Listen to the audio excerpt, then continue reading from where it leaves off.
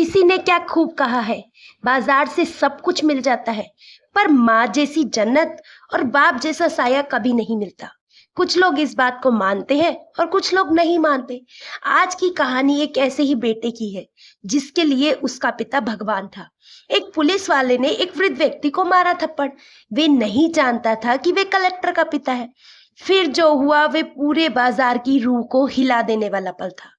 जिसने थप्पड़ मारा वो सोच रहा था कि एक बुजुर्ग ही तो है, लेकिन जिसे थप्पड़ पड़ा वो उस बेटे का सम्मान था, जिसने अपनी पूरी जिंदगी पिता की नजरों में सर झुकाकर जी थी। और जब वो बेटा चुप नहीं रहा, बल्कि सबके सामने फोन निकालकर बोला, मैं डीएम प्रवीण गोयल बोल रहा हूँ, तो बाजार की भीड़ की सांसें थम गई। और उस एक पल में वर्दी में भरा घमंड सच के आगे घुटनों पर आ गया। क्योंकि जब बात पिता की इज्जत पर हो तो बेटा ऑफिसर नहीं, आग बन जाता है। पूरी कहानी जानने के लिए वीडियो को आखिरी तक जरूर देखिएगा। जय श्री कृष्णा मित्रों, कैसे हैं आप सब? आशा करती हूँ आप सब स्वस्थ होंगे। मेरे चैनल पर आपको रोचक, रोमांचक और शिक्षाप्रद कहानियां देखने को मिलती हैं। यदि आप मेरे चैनल पर पहली बार आए हैं तो चैनल को सब्सक्राइब कर लीजिए। चलिए बिना देरी के चलते हैं कहानी की ओर। दोपहर की गर्मी अपनी पूरी तपिश के साथ धरती पर उतर आई थी। शहर के पुराने बाजार में भी हमेशा की तरह धूप गुनगुना रही थी। कई सब्जी के ठेले पर मोलभाव चल रहा था, कई चाय की दुकानों पर राजनीति पर चर्चा। और इन्हीं हलचलों की भीड़ में धीरे धीरे चलते हुए एक बूढ़ा इंसान नजर आया। उसने साधारण सफेद धोती कुर्ता पहन रखा था, नीचे धोती, सिर पर हल्का सा गमछा था, चेहरे पर उम्र की थकान, लेकिन चाल में अब भी संस्कारों की मजबूती थी। नाम था माधव। वो इसी शहर में कभी स्कूल के मास्टर रहे थे। अपनी पूरी जिंदगी उन्होंने बच्चों को पढ़ाते हुए और समाज को संस्कार सिखाते हुए गुजार दी थी। आज वे आए थे अपनी एक पुरानी घड़ी ठीक करवाने, और उनके साथ था उनका बेटा प्रवीण, जो अब शहर से दूर एक जिले में डीएम बन चुका था। लेकिन आज वे किसी सरकारी गाड़ी या लाव लश्कर के साथ नहीं, बल्कि बिल्कुल आम आदमी की तरह बस अपने पापा को देखने और उनके साथ थोड़ा वक्त बिताने चला आया था। पापा, आज मुझे वो दुकानें दिखाइए जहां से आप मुझे बचपन में टॉफी दिलाते थे, वो रास्ता भी जहां से चलकर मैं स्कूल जाता था। अविनाश की आवाज में वे अपनापन था जो किसी ओहदे का मोहताज नहीं होता। माधव जी की आंखों में उस बेटे को देखकर वही संतोष झलक रहा था जो एक बगीचे में फूल खिले देखकर माली को मिलता है। दोनों यूं ही चलते जा रहे थे। कोई उन्हें पहचान नहीं रहा था, क्योंकि प्रवीण एक आम कपड़े पहने बिना किसी पहचान के बीच बाजार में था। तभी भीड़ में एक हलचल मची। 3 पुलिस की बाइकें पूरे शोर के साथ बाजार में घुसी। हर बाइक पर 2-2 सिपाही हेलमेट में छिपे चेहरे, आंखों में गुस्सा और हाथों में चमकते डंडे एल लाइन में लगे थे। सब दुकान समेटो, ऊपर से हुक्म है, साहब आ रहे हैं। लोग डर के मारे अपनी दुकानें समेटने लगे। भीड़ बिखर गई। एक बूढ़ी औरत को धक्का दे दिया गया। एक युवक को थप्पड़ मार दिया गया, क्योंकि वे अपने मोबाइल से वीडियो बना रहा था। जब अफसर आए तो हर तरफ सफाई दिखनी चाहिए, कोई लफड़ा नहीं चाहिए, सब खाली हो जाना चाहिए। एक दरोगा चिल्लाया। नाम था राकेश चौधरी। इस इलाके में अपने घमंड और रोब के लिए बदनाम था। किसी को नहीं पता था कौन अफसर आ रहा है, क्या होने वाला है, लेकिन हर कोई डरा हुआ था, क्योंकि ये मंजर हर रोज दोहराया जाता था। प्रवीण ये सब देख रहा था। अब उसकी आंखों से वे मुस्कान गायब हो चुकी थी। वो बाजार जहां उसके पापा ने जिंदगी बिताई थी, आज वहीं एक पुलिस वाला लोगों को ऐसे डरा रहा था जैसे वे किसी के मालिक हो। तभी जो हुआ वो प्रवीण कभी भूल नहीं सका। दरोगा राकेश की नजर माधव प्रसाद जी पर पड़ी, जो एक दुकान के किनारे खड़े होकर थोड़ी देर के लिए दीवार का सहारा ले चुके थे। अब वे बुढ़े हो गए थे। तो वो दरोगा बोला, या खड़ा क्यों है रे, भाग यहां से, उठ यहां से।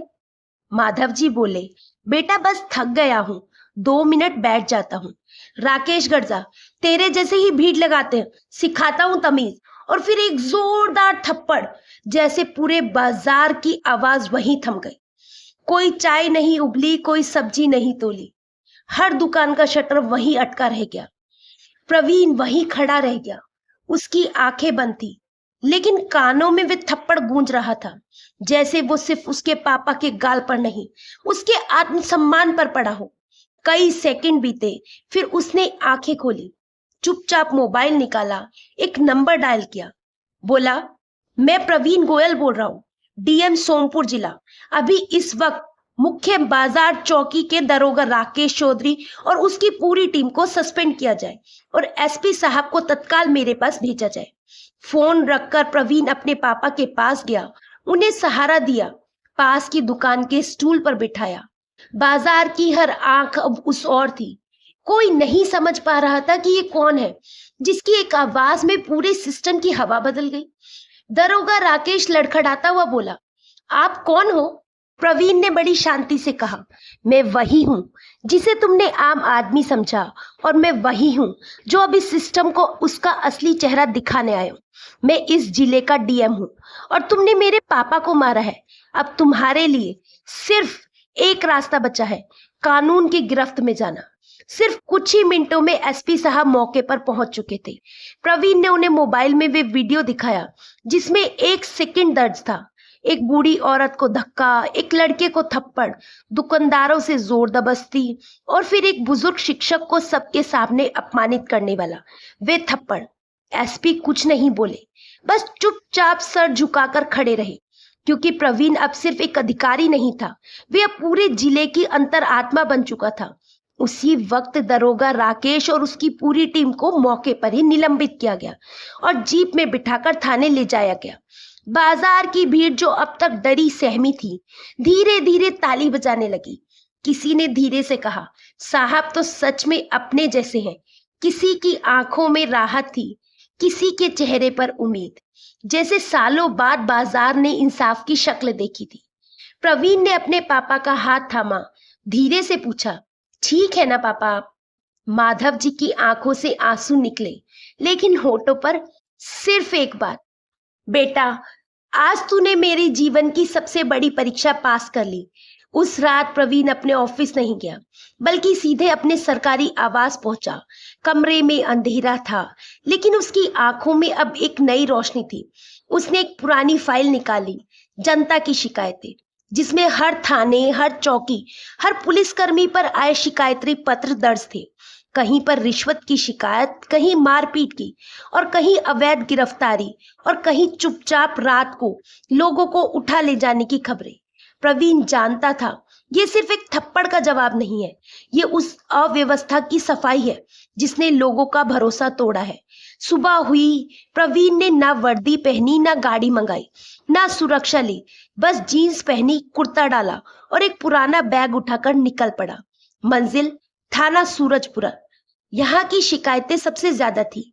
लोग डरते थे थाने जाने से, क्योंकि वहां न्याय नहीं, धमकी मिलती थी। प्रवीण चुपचाप थाने पूछा। सिपाही ने पूछा, कौन? उसने मुस्कुराकर कहा, बस एक आम आदमी जो देखना चाहता है यहाँ क्या हो रहा है। थाने के पीछे एक कमरे में 4 युवक बंद थे। प्रवीण ने पूछा, इनका क्या कसूर है? थानेदार बोला, साहब ये शराब पीकर गाड़ी चला रहे थे, गाली दे रहे थे। जब प्रवीण ने उन युवकों से बात की तो पता चला ये लोग बस ठेले पर बैठकर खाना खा पी रहे थे। किसी ने नहीं पी थी शराब, कोई सबूत नहीं था। तुरंत ही थानेदार को सस्पेंड किया गया और सभी युवकों को मेडिकल जांच के बाद रिहा करने का आदेश दिया गया। ये सिर्फ एक दिन की बात नहीं थी। 3 दिन तक प्रवीण हर थाने, हर चौकी खुद जाकर निरीक्षण करता रहा। कभी भी कहीं भी पहुंच जाता, ना वर्दी ना पहचान, बस आम आदमी बनकर, और हर बार सच्चाई सामने आ जाती। कहीं निर्दोष युवक बंद थे, कहीं रिश्वत के पैसे बरामद हुए, कहीं शिकायत दर्ज ही नहीं की गई थी। अब पूरा शहर एक नाम से गूंजने लगा, प्रवीण गोयल। लोग कहने लगे अब पुलिस भी डरती है, अब सिस्टम बदल रहा है। लेकिन जहां जनता राहत महसूस कर रही थी, वहीं कुछ ऊंचे ओहदों पर बैठे लोग बेचैन हो उठे। वो नेता जो थानों में अपनी सिफारिश चलवाते थे, वो अधिकारी जो ट्रांसफर पोस्टिंग का खेल खेलते थे, अब प्रवीण की ईमानदारी उन्हें चुभने लगी थी। और फिर एक दिन एक सरकारी चिट्ठी आई गृह मंत्रालय से। डीएम प्रवीण गोयल द्वारा थानों में की गई कार्यवाहियों की समीक्षा के लिए विशेष समिति बिठाई गई। कारण बताया गया अनुचित हस्तक्षेप, लेकिन असल में ये एक दबाव था उसे डराने या ट्रांसफर करने का। प्रवीण ने चिट्ठी पढ़ी, मुस्कुराया और टेबल पर रख दी। शाम को उनके पिताजी मिलने आए और चाय के कप में शक्कर घोलते हुए बोले, बेटा डर तो नहीं लगता? प्रवीण ने बिना एक पल सोचे वो कहा, पापा जब आदमी सच के साथ खड़ा हो तो डर भी सामने खड़ा होकर सलाम करता है। पिताजी ने उसके सिर पर हाथ रखा, लेकिन अविनाश जानता था अब लड़ाई और बड़ी होने वाली है। रात के करीब 10 बज चुके थे।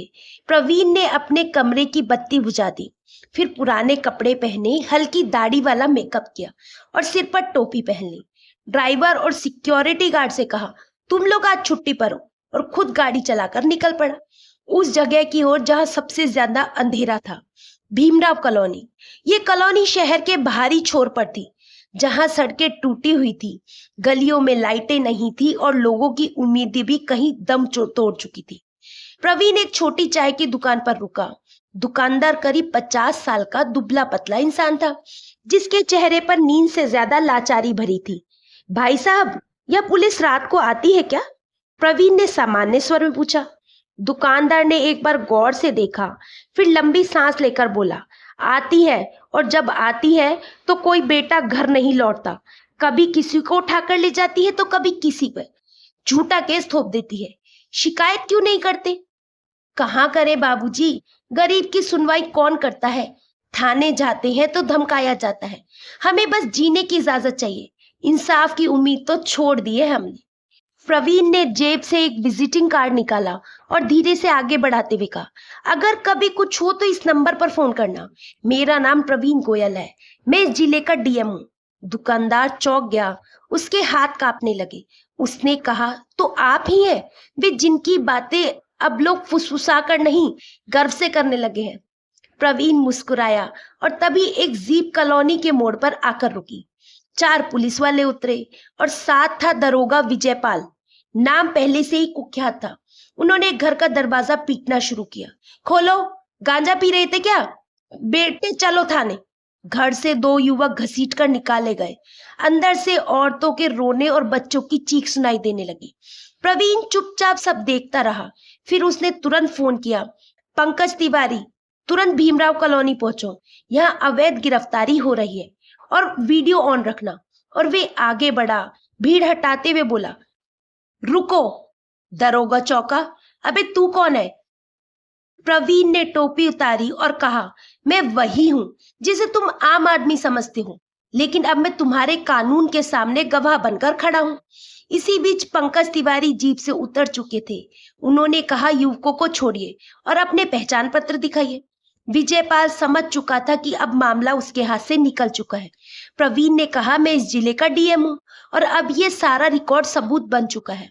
अब आप पर केस दर्ज होगा, निलंबन तो अभी होगा। इसी वक्त उस रात भीमराव कॉलोनी में जो इंसाफ मिला, उसने पूरे शहर की नींव हिला दी। अगले ही दिन शहर भर में सिर्फ एक नाम गूंज रहा था, प्रवीण गोयल। लोग कहने लगे, इसने हमें सिर्फ इंसाफ नहीं दिया, हमें इंसाफ होने का एहसास वापस दिला दिया। लेकिन दूसरी तरफ कुछ नेताओं, कुछ अफसरों की नींदें उड़ चुकी थी, क्योंकि अब उनके इशारों पर चलने वाला कोई नहीं बचा था। और तब एक फोन आया, जिला प्रभारी का, मंत्री का। अरे प्रवीण जी, आप तो बहुत अच्छा काम कर रहे हैं, लेकिन थोड़ा संतुलन जरूरी है। हमारे भी कुछ लोग पुलिस में हैं। प्रवीण की आवाज शांत लेकिन दृढ़ थी। मान्यवर, मैं सिर्फ जनता का सेवक हूँ। जो वर्दी में गलत करेगा वो किसी पार्टी का नहीं रहेगा, और जो ईमानदार है उसके साथ मैं जान लगाकर खड़ा हूँ। फोन कट गया और अगले दिन सचिवालय से विशेष समिति आ गई। प्रवीण की जांच करके 3 अफसर आए, लेकिन प्रवीण ने सबके सामने रख दी हर फाइल, हर वीडियो फुटेज, हर मेडिकल रिपोर्ट, हर सस्पेंशन का कानूनी आधार। उनकी आंखों में सच्चाई थी और लहजे में सन्नाटा, क्योंकि अब सवाल नहीं बचे थे, सिर्फ ईर्ष्या और साजिशें बची थी। जाते जाते एक वरिष्ठ अधिकारी ने कहा, आप बहुत ईमानदार हैं, लेकिन आप बहुतों की आंखों की किरकिरी बन चुके हैं। आपका ट्रांसफर तय है। प्रवीण ने मुस्कुराते हुए जवाब दिया, मैं हर दिन ट्रांसफर के लिए तैयार रहता हूँ, लेकिन जहां रहूं वहां बदलाव होगा, और जहां जाऊं वहां से भी आवाज उठेगी। और 2 दिन बाद आदेश आ गया। डीएम प्रवीण गोयल का तत्काल प्रभाव से ट्रांसफर किया गया। जैसे ही ट्रांसफर का आदेश आया, शहर की रफ्तार थम गई। बाजार में बैनर लगने लगे, हमें हमारा पुराना डीएम वापस चाहिए। स्कूल के बच्चे काली पट्टियां बांधकर बैठ गए। महिलाओं ने चुपचाप पोस्टर हाथ में ले लिए। छोटे दुकानदार विरोध में दुकानें बंद कर दी। ये अब सिर्फ एक ट्रांसफर नहीं था, ये एक आवाज बन चुकी थी जो सालों से दबे हुए लोग पहली बार उठा रहे थे। लेकिन प्रवीण चुप ना था। कोई भाषण ना, कोई विरोध ना, बस एक शांत चेहरा जो फाइलें समेट रहा था। सरकारी अलमारी से एक पुराना बैग निकला, वही बैग जो वे छात्र जीवन में लेकर चलता था। उसे कंधे पर डाला और कुर्सी से उठ गया। पास ही बैठे पिताजी ने धीरे से पूछा, बेटा दुख हुआ? प्रवीण ने सिर झुकाए हुए बस इतना कहा, नहीं पापा, क्योंकि मैंने कोई कुर्सी नहीं छोड़ी, मैंने बस अपनी आत्मा को सलामत रखा है। तभी मोबाइल बजा। दूसरे जिले से कमिश्नर का कॉल था। बधाई हो प्रवीण, तुम्हें राजधानी बुलाया जा रहा है। राज्य का विशेष सचिव बनाया गया है। ये एक तरह से प्रमोशन था। प्रवीण थोड़ी देर चुप रहा, फिर धीरे से बोला, धन्यवाद सर, लेकिन क्या मैं एक दिन और रुक सकता हूँ? एक अधूरी लड़ाई भी अभी बाकी है। अगले दिन सुबह प्रवीण अपनी अलमारी से वे खास फाइल निकाली जिस पर मोटे अक्षरों में लिखा था, जन शिकायतें। विशेष फॉलोअप वो पन्ना खोलकर देखने लगा जहां अब भी एक नाम अधूरा पड़ा था। नाम था राकेश चौधरी, उसी दरोगा का नाम जिसने उसके पिता को थप्पड़ मारा था। उसे निलंबित तो कर दिया गया था, लेकिन उसके ऊपर बैठे अफसरों ने उसकी जांच को धीमा कर दिया था। फाइलें दबा दी गई थी, साक्ष्य कमजोर पड़ने लगे थे। प्रवीण जानता था अगर उसने जाते जाते ये अधूरी लड़ाई नहीं लड़ी तो उसका पूरा सफर अधूरा रह जाएगा। उसने उसी दिन एक विशेष बैठक बुलाई। एसपी, जांच अधिकारी, लोक अभियोजक और 2 वरिष्ठ आईएएस अधिकारियों को आमंत्रित किया गया। 3 घंटे तक साक्ष्य रखे गए, वीडियो फुटेज, गवाहों के बयान, डॉक्टरी रिपोर्ट, सब कुछ एक एक करके सामने रखा गया। अंत में सबकी सहमति से एक निर्णय लिया गया, राकेश चौधरी को बर्खास्त किया जाए और उस पर आपराधिक मुकदमा दर्ज हो। शाम के 4 बजे प्रवीण ने आखिरी दस्तखत किए और आदेश जारी किया गया। उस शाम वो थप्पड़ जो कभी गाल पर पड़ा था अब इंसाफ की मोहर बन चुका था। राकेश चौधरी को उसी दिन गिरफ्तार कर लिया गया। प्रवीण अपने पिताजी के साथ एक बार फिर उसी बाजार की ओर निकला जहां सब कुछ शुरू हुआ था, लेकिन अब नजारा बदल चुका था। लोगों की कतारें थी, किसी के हाथ में फूल, किसी की आंखों में आंसू। बच्चे कह रहे थे, साहब वापस जरूर आइएगा। प्रवीण चुप था, वो केवल अपने पिताजी की तरफ देख रहा था। धीरे से पूछा, पापा अब आप मेरे साथ बिना डरे चलेंगे? माधव जी की आंखें भर आई, हाथ थामते हुए बोले, अब डर किस बात का बेटा, तू तो अभी शहर की हिम्मत बन गया है। उसी भीड़ में एक चेहरा फिर से दिखाई दिया, वही चाय वाला दुकानदार जो कभी उसे पहचान नहीं पाया था, आज हाथ जोड़कर सामने आया और बोला, साहब आपने हमें सिर्फ इंसाफ नहीं दिया, आपने हमें इंसाफ होने का एहसास दिलाया। प्रवीण मुस्कुरा दिया और कहा, मैंने सिर्फ अपना फर्ज निभाया है, अब आपकी बारी है, आवाज उठाइए अन्याय के खिलाफ, चुप मत रहिए। रात हो चुकी थी, सरकारी वाहन तैयार खड़ा था, लेकिन प्रवीण ने मना कर दिया, मैं बस से जाऊंगा, जैसे आया था वैसे ही जाऊंगा। बस स्टैंड पर सैकड़ों लोग जमा हो चुके थे, कोई रो रहा था, कोई वीडियो बना रहा था, लेकिन प्रवीण सिर्फ अपने पिताजी को देख रहा था, जैसे उनकी आंखों में पूछ रहा हो, क्या मैंने आपको शर्मिंदा तो नहीं किया? पिता ने आंखों से कहा, नहीं बेटा, तू तो अब इस देश की उम्मीद बन चुका है। बस में बैठते वक्त प्रवीण ने पीछे मुड़कर देखा, कोई भाषण नहीं, कोई घोषणा नहीं, बस आंखें बंद की और सिर झुकाया, क्योंकि सबसे ऊंची जीत कभी कभी सबसे शांत होती है और इस तरह समाप्त होती है। एक सच्ची, बेहद भावुक कहानी जो सिर्फ एक डीएम की नहीं थी, बल्कि हर उस आम इंसान की थी जो सच के साथ खड़ा होता है, जो जानता है कि ईमानदारी की राह आसान नहीं, लेकिन अगर वो चुप रहा तो आने वाली पीढ़ियां कभी बोल नहीं पाएंगी। अब एक सवाल आपसे है, अगर आप उस बाजार में होते, वो थप्पड़ आपकी आंखों के सामने पड़ता, तो क्या आप भी चुप रहते या प्रवीण की तरह एक आवाज बनते? कृपया कमेंट बॉक्स में जरूर लिखिएगा। आशा करती हूँ दोस्तों आपको ये कहानी अच्छी लगी होगी। कहानी अच्छी लगी हो तो चैनल को सब्सक्राइब कर लीजिए। फिर मिलेंगे दोस्तों एक नई कहानी और एक नए विचार के साथ। तब तक हंसते रहिए, मुस्कुराते रहिए, स्वास्थ्य का ध्यान रखिएगा। जय श्री कृष्ण।